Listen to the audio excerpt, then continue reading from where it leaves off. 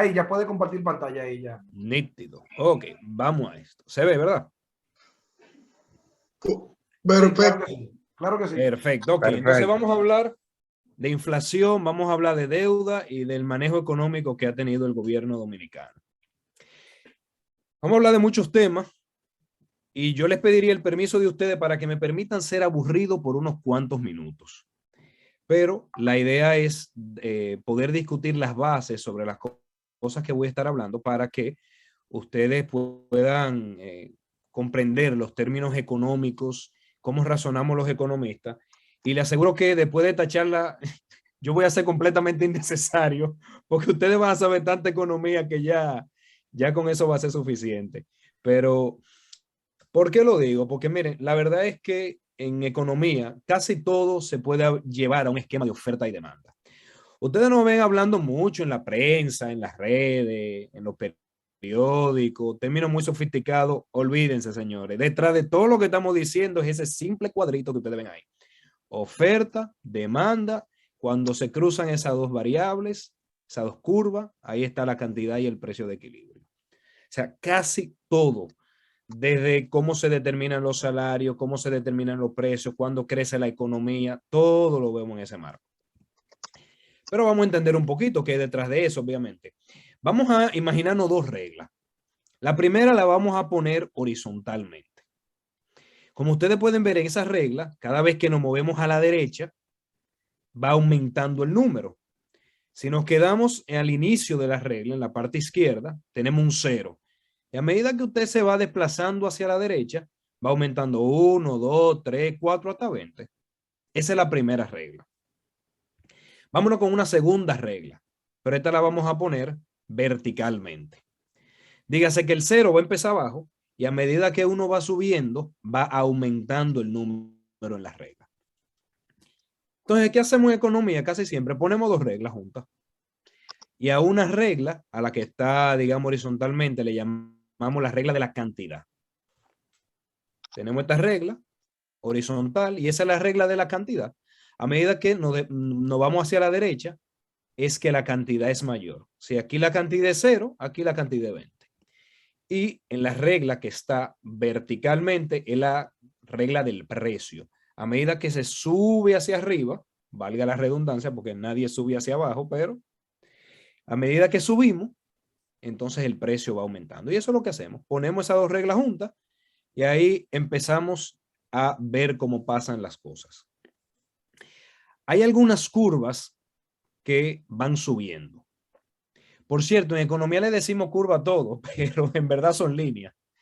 Pero nada, el caso es que ustedes pueden ver que esa curva verde que va hacia arriba, a medida que usted se desplaza hacia la derecha, que es la cantidad, para mantenerse en la curva verde se tiene que desplazar hacia arriba, o sea que tiene que aumentar el precio. Eso es lo que nosotros entendemos en la curva de oferta, por ejemplo, o la curva de los empresarios. Que los empresarios se animan a producir, se animan a aumentar la inversión, la producción, si aumenta el precio. Por ejemplo, si a usted es un productor de plátano, esto es un ejemplo, señores, nada más en la mente de Abinader el plátano está a $1, estaba lejos de ahí, pero vamos a seguir el ejemplo. Si usted a un productor de plátano le dijera, mire, el plátano está a $2, ¿cuántos racimos de plátano usted va a sembrar? Él le dice, por $2 nada más, 4 racimos para tener algo ahí. Ah, ok, perfecto. Entonces nosotros ponemos ese numerito aquí. El segundo número azul, porque si el precio del plátano está a 0, nos dedicamos a otra cosa, ¿verdad? Pero si el precio del plátano está a 2, pues entonces, para no dejar de hacer nada y para no aburrirnos, tenemos 4 racimos. Pero usted va y le pregunta al productor de plátano, no, mire, el plátano va a estar $4. Bueno, ya está ahí mejorcito. Vamos a sembrarnos 8 racimos de plátano. Y ustedes ven que ya estamos en el tercer punto. No, mire, negociamos, nos lo van a pagar 6. Ah, no, pues espérate, ya vamos a tener 12 racimos de plátano. Y eso es lo que hace la curva. Conecta todos los puntos de cuánto los productores de plátano, por ejemplo, estarían dispuestos a producir dado los distintos precios. Eso no es más que la curva de oferta. Hay curvas que van bajando. Dígase que cuando nos vamos moviendo hacia la derecha en la cantidad, el precio tiene que ir bajando. Por eso usted ve que si nos movemos hacia la derecha, para mantenerlo en la línea azul, hay que ir bajando. Esa es la curva de demanda. ¿Por qué? Porque nosotros los consumidores, para poder consumir más, pedimos una reducción de precio. Ustedes han regateado lo más seguro en algún momento y uno dice, mira, si me lo deja tanto, te compro esto. Ah, no me quiere entrar en precio, pues te voy a comprar poco. Por ejemplo, imaginemos un consumidor de huevo. ¿Cuánto huevo usted compra en el colmado si está a 12 pesos? A 12 pesos ninguno. Prefiero comer otra cosa. Bueno, pues usted tiene aquí el primer punto. A un precio de 12, usted consume 0. Sí, pero ¿y si el precio del huevo está a 9? Mira, me como un huevo nada más. Y ese es este punto. Y si está a 6, me como 2 huevos. Miren, 6 el precio, 2 cantidad. Y si está a 3 pesos, bueno, me compro 3 huevos. Y así sucesivamente. Cuando usted conecta todos esos puntos, tiene la curva de demanda. Al final, lo que uno ve en la sociedad, cuando uno va al supermercado y ve que el plátano está a 30 pesos, no a uno, como dice Abinader, cuando uno va a recortarse el pelo y le dicen 300 pesos, al final lo que uno está viendo es el precio del mercado, que es donde se intersectan, donde choca la curva de oferta y la curva de demanda.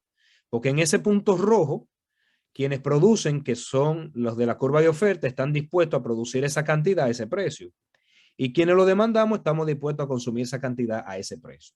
Todo lo que nosotros, gran parte de lo que hacemos en economía, es ver cómo se van moviendo estas dos cosas. ¿Por qué? Porque a veces, digamos, eso nosotros le llamamos ten el equilibrio. A ese precio, la gente quiere consumir esta cantidad. Pero a veces pasa esto, y es que la curva se nos desplaza. Si a la gente por alguna razón le da por comprar más de algo, eso quiere decir que la curva de demanda, que es el azul, se mueve hacia la derecha, deja de ser esta curva y pasa a ser la de la derecha. Usted puede ver que sube la cantidad, pero también sube el precio. Nos desplazamos desde este punto rojo al siguiente punto rojo. Se movió de esta cantidad a esta y el precio subió de este precio a este. ¿Qué pasa si por alguna razón los productores pueden vender más?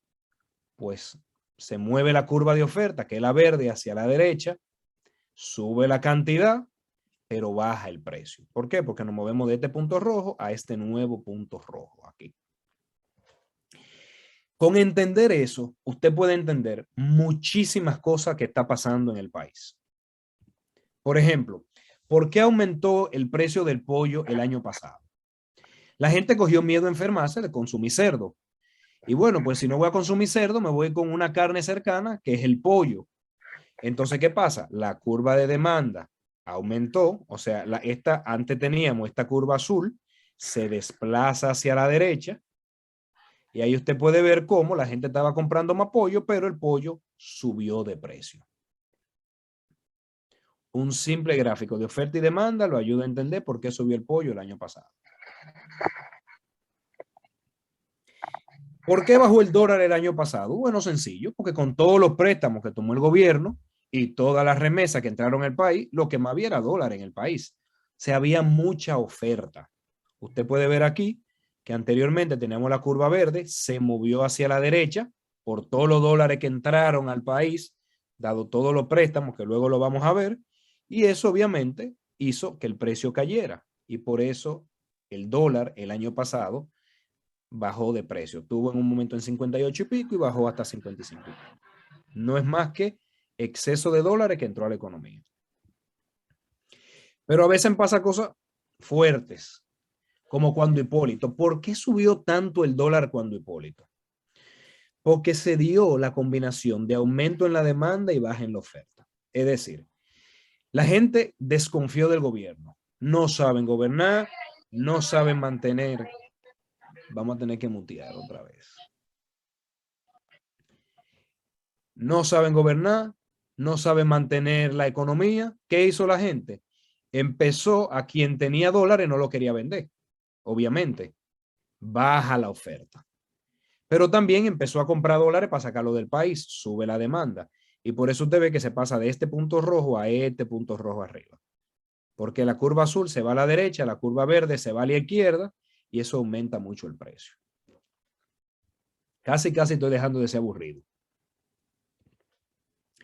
Definición de la inflación. Cuando ustedes ven que los economistas estamos diciendo la inflación está muy alta, tenemos una de las inflaciones más altas, ¿a qué nos estamos refiriendo? Vamos a un ejercicio simple. Si le preguntásemos a un dominicano promedio, ¿qué usted compra al mes? Y él nos responde lo siguiente, mira, yo nada más como plátano con huevo y refresco y obviamente el pasaje para allá a mi trabajo. 30 plátanos, un plátano por día, 60 huevos, 2 huevos al día, 100 refrescos, porque es verdad, hay que coger algo dulce, y 20 pasajes, los 20 días laborables que yo voy a mi trabajo. Ah, perfecto. Entonces esa es la canasta de consumo de un dominicano promedio. Estamos dando un ejemplo.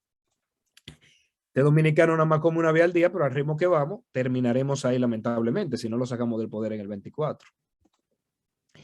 ¿Qué hace el Banco Central? El Banco Central coge, por ejemplo, en noviembre de 2015 dice, ok, mire, 30 plátanos. ¿Cuál es el precio del plátano? 15 pesos. Ah, muy bien. Entonces esta persona gasta al mes 450 pesos en plátano. Ok. ¿Cuál es el precio del huevo? 5 pesos. Ah, y compra 60 huevos, pues gasta 300 pesos en huevo. ¿Cuál es el precio del refresco? 10 pesos el refresco. Compra 100 refrescos. Bueno, pues 1000. Ahí me comí un cero.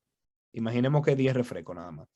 Y así sucesivamente. Entonces el Banco Central calculó que esta persona gasta 1,250 pesos para consumir. Cuando va en noviembre del 2016 a hacer lo mismo y dice, ah, bueno, el precio del plátano ya no es 15, ahora es 20. Entonces gasta 600. El precio del huevo ya no es 5, ahora es 6. Actualiza los precios y dice, esta persona gasta 1,510 pesos este mes. Y lo compara. Dice, ¿cuánto gastaba el dominicano promedio? 1,250 pesos. ¿Cuánto gasta en 2016? Se me quedó el 16 ahí. 1,510. Miren que tiene que mantenerse consumiendo lo mismo. Entonces dice, mira, para comprar lo mismo, en vez de gastar 1,250 pesos, gastan 1,510 pesos. O sea que le aumentó 360 pesos en un año. ¿Cuánto es eso en porcentaje? Bueno, 360 entre lo que gastaba anteriormente da 29%. Entonces el Banco Central dice la inflación es de 29%, porque compara lo que cuesta consumir una canasta promedio de bien y servicio en un mes y lo compara con otro. Esta es la realidad. El Banco Central todos los meses mide cuál es el precio de alimento y bebida, bebida alcohólica, prenda de vestir, vivienda, absolutamente todo lo que uno pueda consumir. Y obviamente cuánto pesa dependiendo, uno compra mucho alimento, pues eso es 23%, uno no gasta tanto en educación, nada más 3%, y ahí usted ve el peso relativo dependiendo de cuánto uno gasta en porcentaje en la canasta. ¿Por qué aumentan los precios en economía? Hay dos razones. O porque está subiendo mucho la demanda agregada. Cuando hablamos de demanda agregada, hay demanda de todo lo que se produce en la economía y todo lo que se consume en la economía. Cuando aumenta mucho, dígase que la demanda agregada se desplaza a la derecha, como ahorita vimos que se desplazó la demanda de pollo. Aquí es la demanda de absolutamente todo. Ahí subió el precio porque hay mucha gente comprando. A eso normalmente nosotros decimos que la economía está sobrecalentada.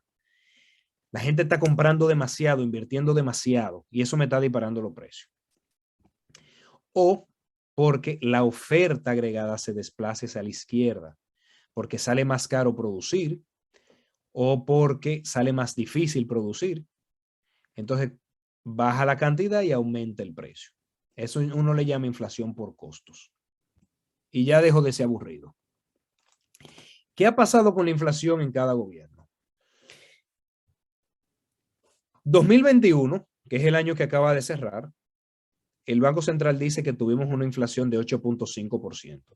Es normal que la gente dice, cuando yo voy al supermercado, yo veo un aumento de precios. Sí, pero acuérdense que el supermercado nada más es 23%. Hay otras cosas, además del supermercado. Pero bueno, 8.5%. Miren que eso es más del doble de lo que el país estaba acostumbrado a ver en años anteriores.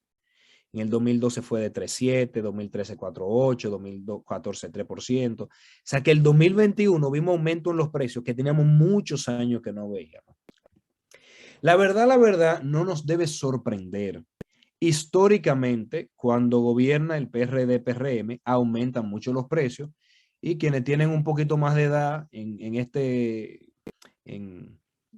Zoom podrán dar cuenta de eso. Cuando uno ve la inflación en cada periodo, Balaguer en los 12 años, aquí nada más tenemos 8 años porque no había datos antes, la inflación fue de 7%. Dígase que todos los años en promedio los precios aumentaban un 7%.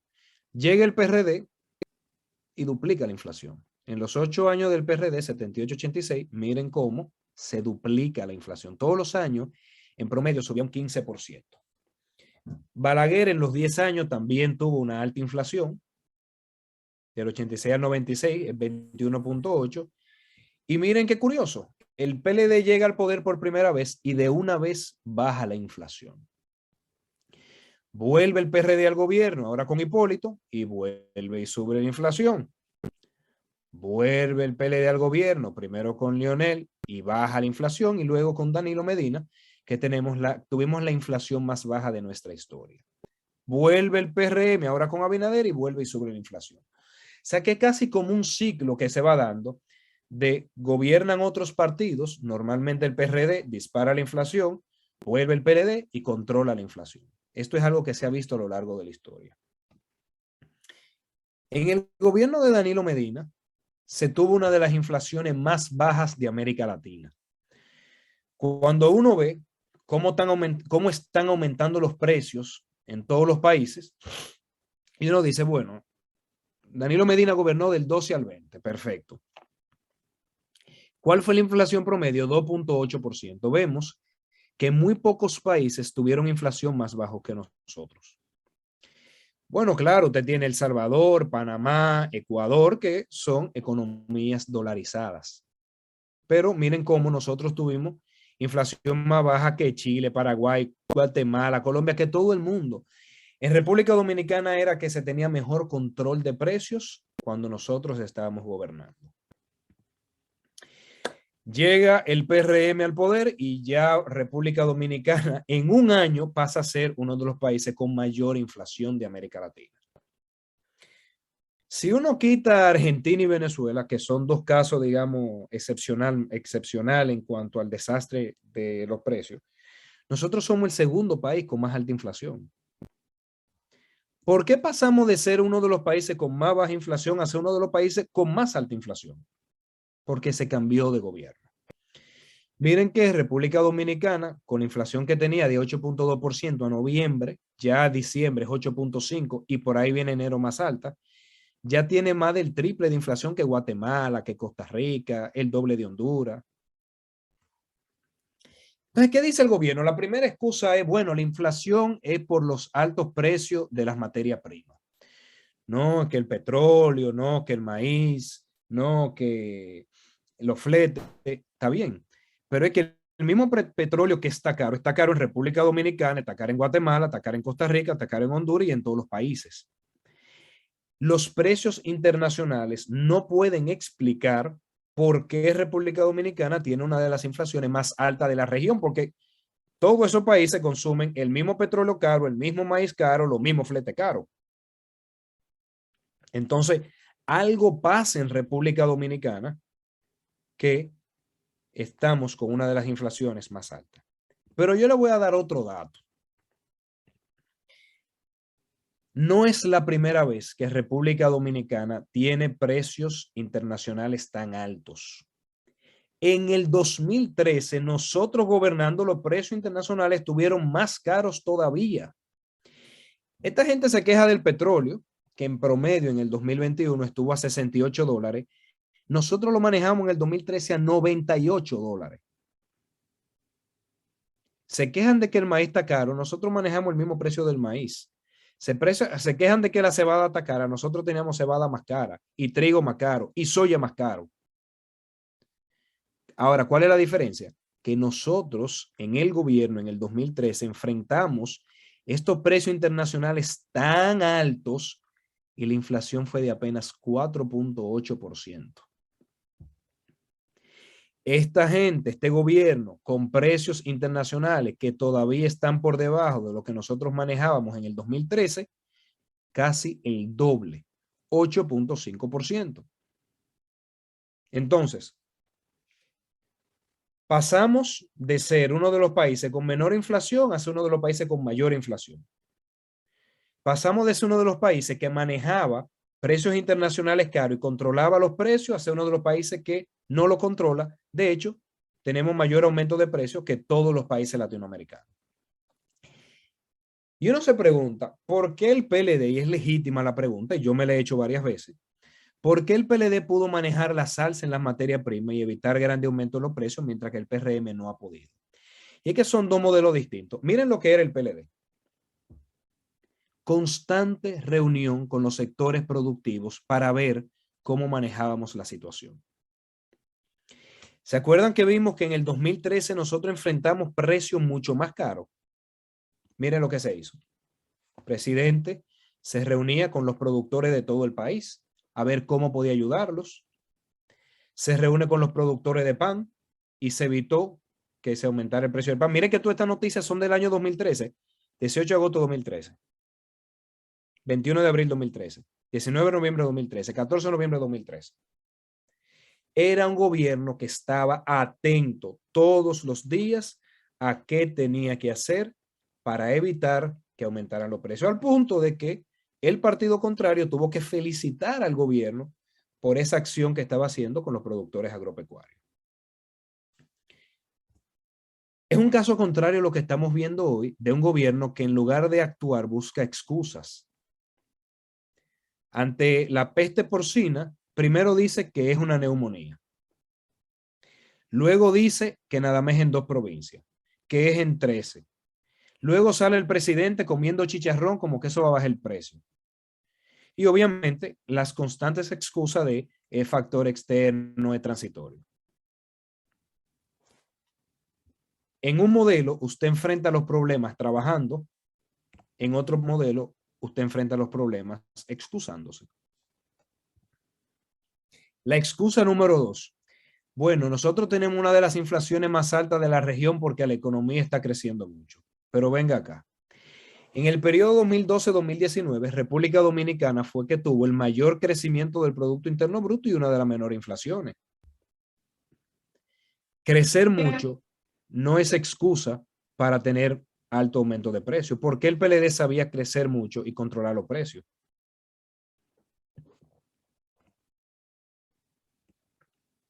Volvamos al grafiquito que nosotros conocemos. Oferta y demanda. Si tenemos esta situación en un año y me aumenta la demanda, porque en los gobiernos del PLD, como la economía estaba muy activa, las empresas invertían más, las familias consumían más, pues obviamente uno pudiera esperar que además del crecimiento económico que se ve aquí abajo, aumentando la cantidad, tuviéramos aumentos en los precios. Eso es lo normal. Pero ¿qué hacíamos nosotros en el gobierno? Que también trabajamos la oferta. Como nos reuníamos constantemente con los productores, como buscábamos ayudarles para que aumentaran su producción, nosotros podíamos hacer que esa oferta se desplazara hacia la derecha y por tanto se evitara ese aumento en los precios. Esa era la diferencia. De que nosotros sabíamos mover la curva de oferta, esa curva verde hacia la derecha para evitar aumento en los precios. No es más que eso. Constantemente, día a día, con los productores. ¿Cómo puedo hacer para que produzcas más? ¿Cómo puedo hacer para que produzca más barato? En lugar de buscando excusas. Eso que ustedes ven aquí no es más que esto. Desplazar la oferta hacia la derecha para controlar los precios. Vamos a hablar ahora de la deuda. Entonces, en inflación resumimos. Pasamos de ser uno de los países de menor inflación de la región a ser uno de los países con mayor aumento de precio en la región. No se puede decir que por los precios internacionales, porque esos mismos precios tienen todos los demás países. Y además el PLD enfrentó precios mucho más altos. Tampoco se puede decir que por el crecimiento económico, porque en el PLD se crecía más y se controlaban los precios. Al gobierno que dé la explicación de por qué están dejando aumentar tanto los precios. Vamos a hablar ahora un poquito de deuda. ¿Por qué un gobierno se endeuda? Es sencillo. Cuando los gastos son mayores a los ingresos. Como en la familia, como en las empresas, si usted gasta 100 y nada más le ingresa 80, ¿de dónde usted va a sacar los otros 20 para gastar? Usted se endeuda. El exceso de gasto por encima de los ingresos es lo que se le conoce en economía como déficit fiscal. Y eso es igual a nueva deuda. ¿Qué cosas justifican que un gobierno se endeude? Dos cosas. Primero, manejo del ciclo económico. Si la economía está medio lenta y usted siente que está alto el desempleo, que no hay dinero en la calle, ¿qué hace el gobierno? Empujarla con la política fiscal, aumentando gastos o reduciendo impuestos. ¿Qué pasó con nosotros en el COVID? Sentíamos que como la gente no estaba trabajando, que estaba tranquila en su casa, iba a desplomar la economía. ¿Qué hizo el gobierno? Sacamos dinero a la calle, redujimos impuestos. Pero hay otro elemento que lo justifica y es invertir en buenos proyectos. ¿Por qué? Porque si usted invierte en buenos proyectos, al final ese proyecto se paga solo. Vamos a ver ejemplo con una empresa. Si usted tiene su empresa y su empresa es rentable y usted vende bien y tiene buenos clientes y usted es bueno en eso, pero tiene un mal año, no cierre su empresa porque tenga un mal año. No despida a los empleados, que esos son los empleados que saben producir y saben contactar a los clientes. No, ese mal año tome su deuda, que el año que viene usted se recupera y repaga la deuda. Otra razón por la que una empresa invertiría, si usted tiene buenos proyectos, si usted puede poner otra fábrica y con eso aumentar la producción, tome su deuda, no hay problema, haga la inversión, que en pocos años lo que usted va a generar más con esa fábrica adicional que usted construyó, lo vende y eso repaga la deuda y le deja un buen retorno. Esas mismas son las dos razones por qué un gobierno se endeuda. Y esto es muy importante porque a veces el gobierno dice, sí, el PLD se endeudaba en años de crecimiento económico, se endeudaba cuando no era necesario y olvidan la segunda razón, que uno se endeuda también para hacer buenos proyectos. ¿Qué ha pasado con la deuda en cada gobierno? Miren algo interesante. Aquí, ¿qué tenemos? El gobierno, el sector público no financiero. ¿Qué gobierno? Aquí no está el Banco Central. Usted tiene su deuda externa, tiene su deuda interna, ¿verdad? Vámonos a concentrar aquí en la deuda total. Cuando Danilo Medina cogió el poder en el 2012, la deuda total del gobierno estaba en 19.463 millones de dólares. Él deja el gobierno con la deuda en 39.152 millones de dólares. Por cierto, siempre uso 30 de julio porque es el último cierre de mes de nuestro gobierno. En la deuda siempre usted ve cierre de mes y el 30 de agosto nosotros no estábamos en el gobierno. Así que se ve último cierre de mes, 30 de julio. En el gobierno de Danilo Medina, la deuda aumentó en 8 años 19.689 millones de dólares. En 8 años. Y uno veía a la gente del PRM que el país se iba a hundir, que iba a venir el apocalipsis, que el país se estaba cayendo. En 8 años, 19.000 millones. ¿Qué ha pasado hasta el momento en el gobierno del PRM?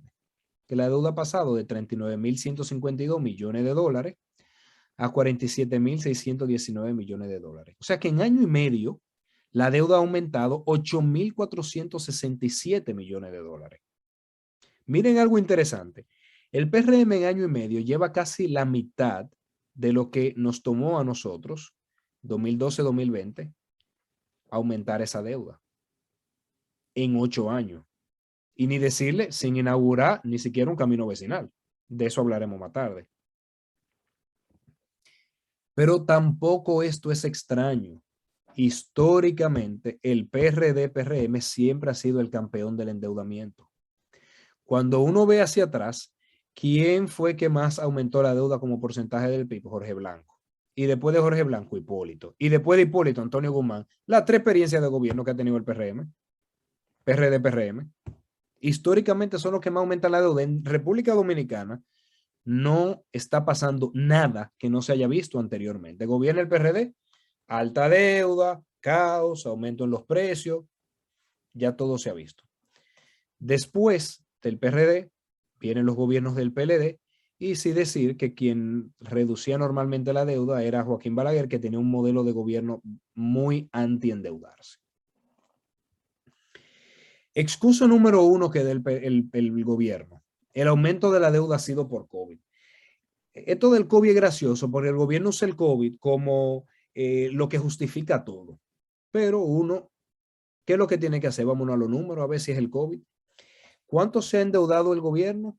8.467 millones de dólares. ¿Cuánto ha usado en salud? 536 millones de dólares.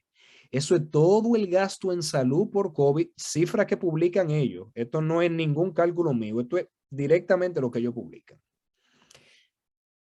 Entonces ya ustedes ven que no podemos justificar endeudarnos en términos netos, ¿eh? O sea, esto es después de haber pagado todo lo que se ha pagado, 8.467 millones de dólares, y decir que eso es por salud y nada más va gastado 536. Pero todavía si le ponemos los programas de ayuda social, FASE, quédate en casa, para ti que todo lo quitaron, pero todavía poniéndole supérate, 1.800 millones de dólares. Usted suma los dos y no llega a 2.500 millones de dólares. Y eso no es ni un tercio de lo que el gobierno se ha endeudado. Entonces, el gobierno tiene que decir dónde está ese dinero.